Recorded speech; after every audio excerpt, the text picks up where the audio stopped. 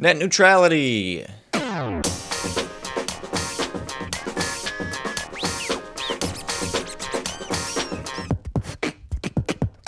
Hey everyone, it's your old pal Mike, talking about the same goddamn thing I've been talking about for the past 5 years.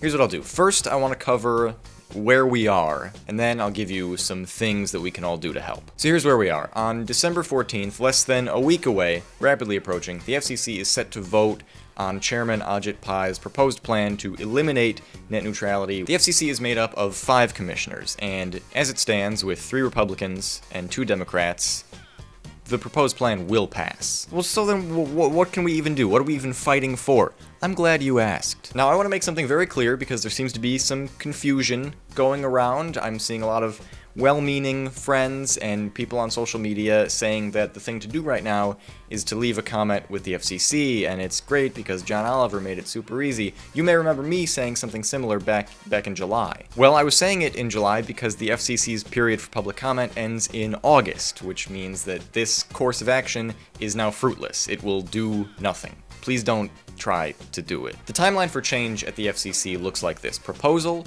public comment, analysis of comments, vote.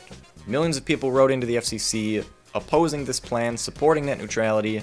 Ajit Pai decided he didn't care about all of that, so he's moving to the vote now. So that's one avenue exhausted. What then can we do? Well, the FCC is no longer listening to the public, and really they aren't entirely legally beholden to us in the first place, but they are beholden to Congress. This is where the good news comes in. Actions you can take in support of net neutrality now consist of one simple thing: contact your members of Congress, and there are a plethora of very easy ways to do this. First up, and probably my favorite, ResistBot. This is a service that was set up by some activists. You can use it by texting the word resist to 50409 50409. It'll figure out who your congresspeople are, ask what you want to say to them, and then it will take those words and put them into a physical letter that will be faxed to the office of your chosen congresspeople. This is great because, according to congressional staffers that have talked about this, receiving physical letters from constituents sends an even bigger message than something like a phone call.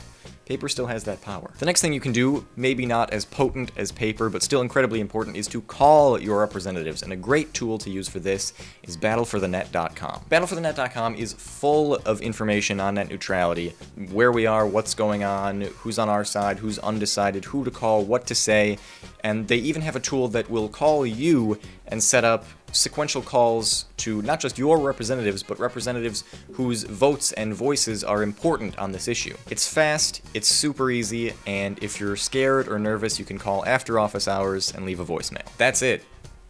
This is it, folks.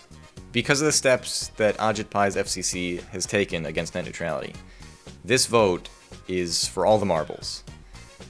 And if it goes through, it could be gone for good, and you may not see folks like me for much longer. It may only be, at the time of recording this video, 4 short days away, but all hope is not yet lost. In the past couple of weeks, we've had an enormous response online and in the streets in support of net neutrality. We've had a group of senators write to the FCC asking them to delay their vote. We've had major internet players pen pro-net neutrality letters to the FCC. We've had hundreds of thousands of calls and letters from people making their voices heard.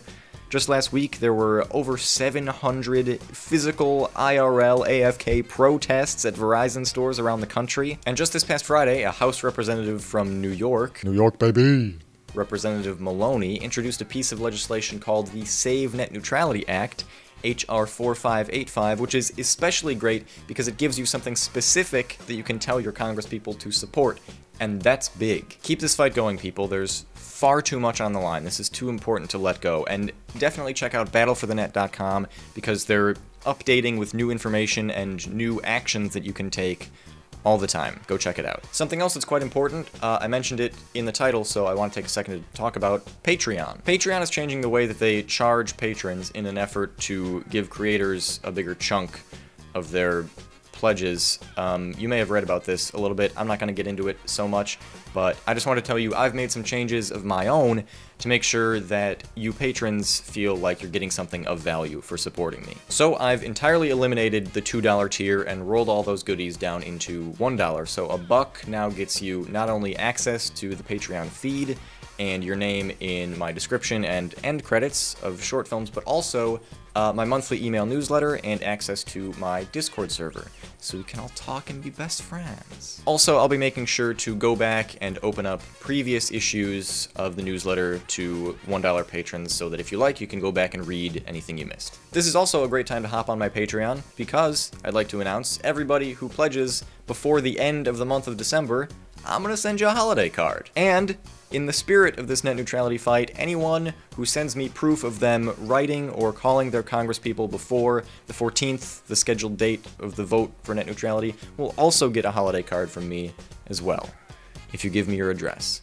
I don't know you. Thank you so much for watching. Thank you everyone for your support over the years in many different ways. Let's get out there, let's make some noise, let's save the goddamn internet. Take care everybody. Bye.